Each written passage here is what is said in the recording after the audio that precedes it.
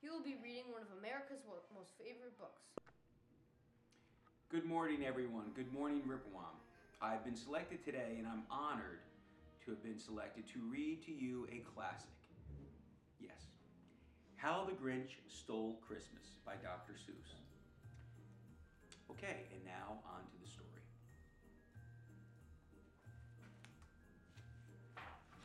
How the Grinch Stole Christmas.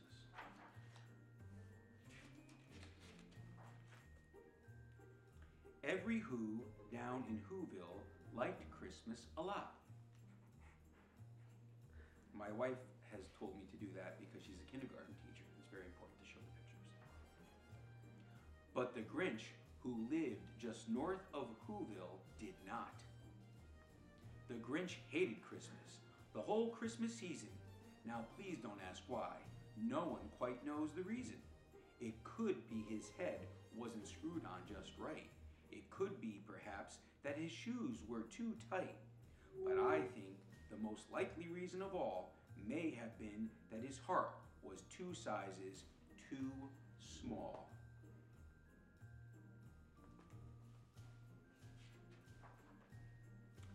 But whatever the reason, his heart or his shoes, he stood there on Christmas Eve, hating the Whos, staring down from his cave with a sour, grinchy frown at the warm, lighted windows below in their town. For he knew every Who down in Whoville beneath was busy now hanging a mistletoe wreath. And they're hanging their stockings, he snarled with a sneer. Tomorrow is Christmas, it's practically here.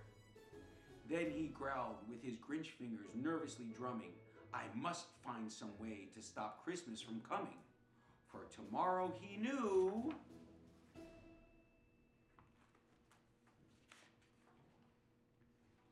all the Who girls and boys would wake bright and early.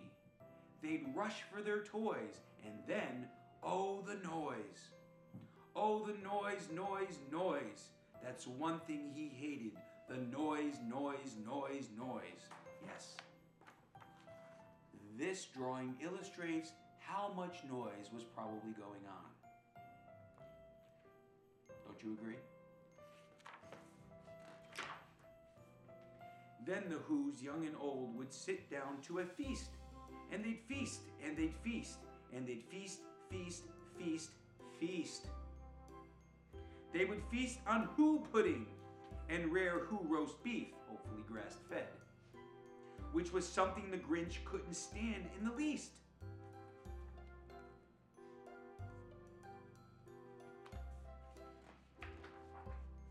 And then they'd do something he liked least of all. Every Who down in Whoville, the tall and the small, would stand close together with Christmas bells ringing. They'd stand hand in hand, and the Whos would start singing. They'd sing and they'd sing, and they'd sing, sing, sing, sing. And the more the Grinch thought of this Who Christmas sing, the more the Grinch thought, I must stop this whole thing. Why, for 53 years I put up with it now. I must stop this Christmas from coming. But how?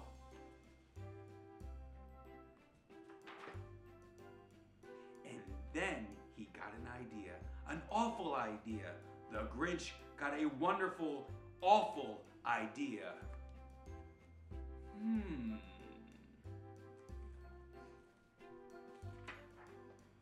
I know just what to do, the Grinch laughed in his throat. And he made a quick Santa Claus hat and a coat. And he chuckled and clucked, what a great Grinchy trick. With this coat and this hat, I look just like Saint Nick. All I need is a reindeer, the Grinch looked around. But since reindeer are scarce, there was none to be found. Did that stop the old Grinch? No, the Grinch simply said, if I can't find a reindeer, I'll make one instead. So he called his dog Max. Then he took some red thread and he tied a big horn on the top of his head. Not very kind to the dog.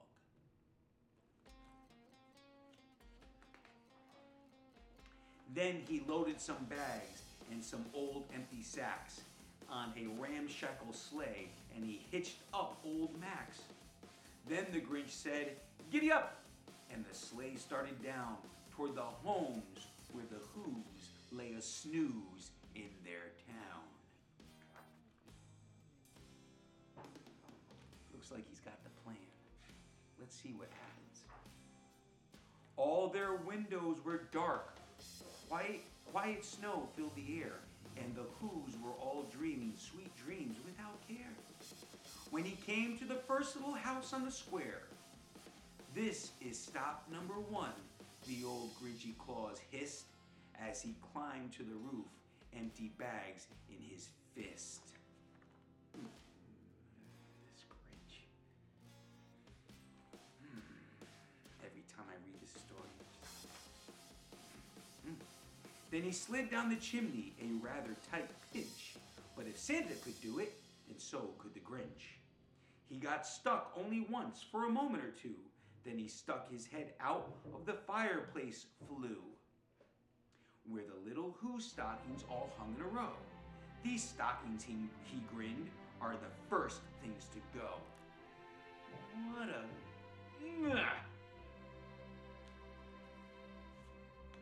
Oh, look at the little Who's asleep. I didn't notice that. Very cute.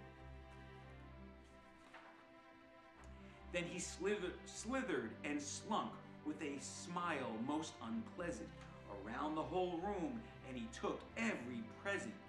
Pop guns and bicycles, roller skates, drums, checkerboards, tricycles, popcorn, and plums. They got plums as a gift. Anyway, okay. And then he stuffed them in bags. Then the Grinch very nimbly stuffed all the bags one by one up the chimney. So he took everything. He just took everything. As those little Who's were asleep. Then he slunk to the icebox. He took the Who's feast. He took the Who pudding. He took the roast beef. He cleaned out the icebox as quick as a flash. Why, that Grinch even took their last can of Who hash. Now, it wasn't bad enough that he took the gifts. Now he took all their food.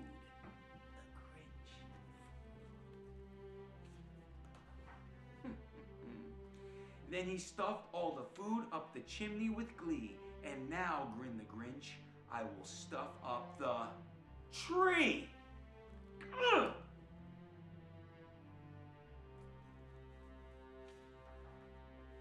And the Grinch grabbed the tree and he started to shove when he heard a small sound like a coo of a dove. He turned around fast and he saw a small Who. Little Cindy Lou who was not more than 2. The Grinch had been caught by this tiny Who daughter, who got out of bed for a cup of cold water. She stared at the Grinch and said, "Santa Claus, why are you taking our Christmas tree? Why?" There she is. How cute. Very cute. But you know that old Grinch was so smart and so slick, he thought up a lie, and he thought it up quick. Why, my sweet little tot, the fake Santa Claus lied? There's a light on this tree that won't light on one side. So I'm taking it home to my workshop, my dear. I'll fix it up there. Then I'll bring it back here. Yeah, right. And this fib fooled the child. Then he patted her head, and he got her a drink, and he sent her to bed. And when Cindy Lou Who went to the bed with her cup, he went to the chimney and stuffed the tree up. Unbelievable. Poor little Cindy Lou Who.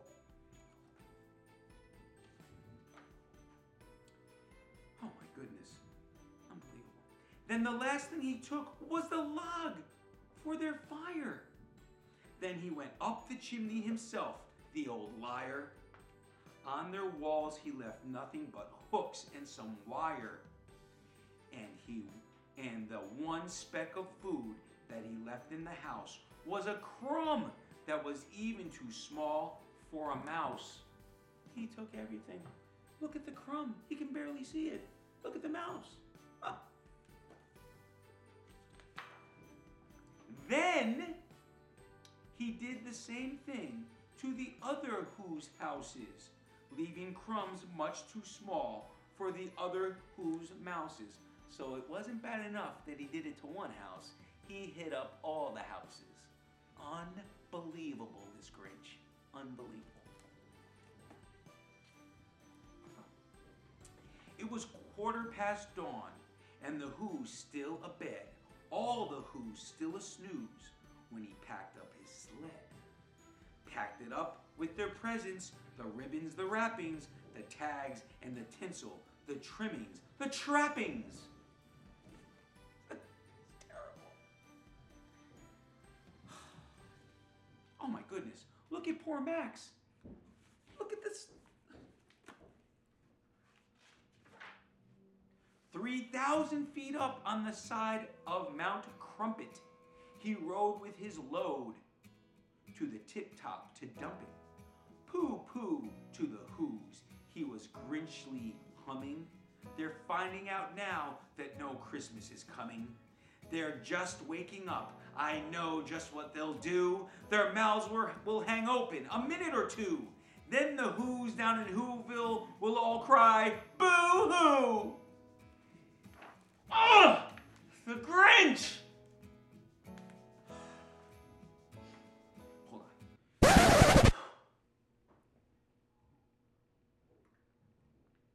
I need a little green tea to calm me down because the Grinch really gets me going. That's a noise, grinned the Grinch, that I simply must hear. So he paused and the Grinch put his hand to his ear. And he did hear a sound rising over the snow. It started in low, then it started to grow. He's listening for the sound, as is Max. What's the sound? But the sound wasn't sad. Why, this sound sounded merry. It couldn't be so. It was merry, very. He stared down at Whoville. The Grinch popped his eyes. Then he shook. What he saw was a shocking surprise. Aha! Every Who down in Whoville, the tall and the small, were singing without any presents at all.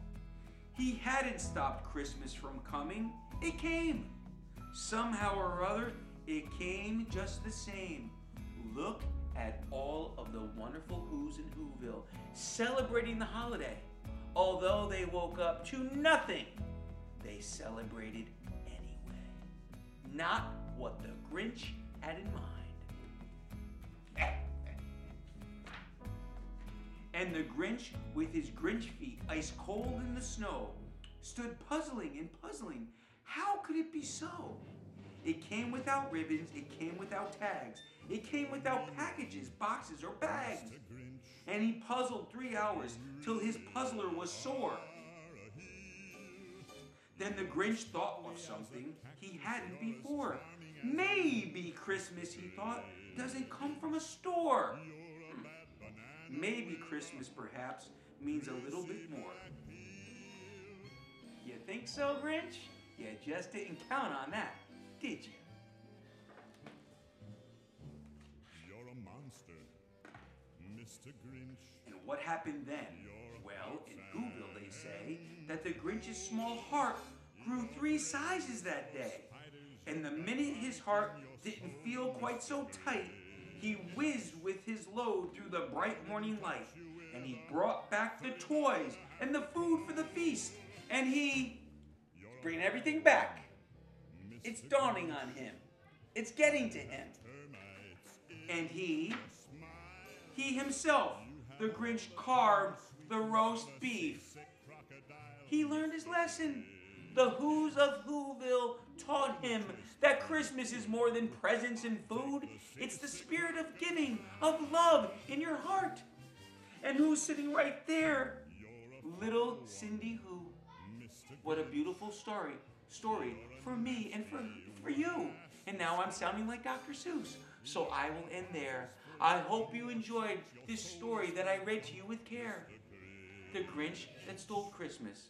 I thank the students who invited me here today. It was a pleasure to read to you. Good day.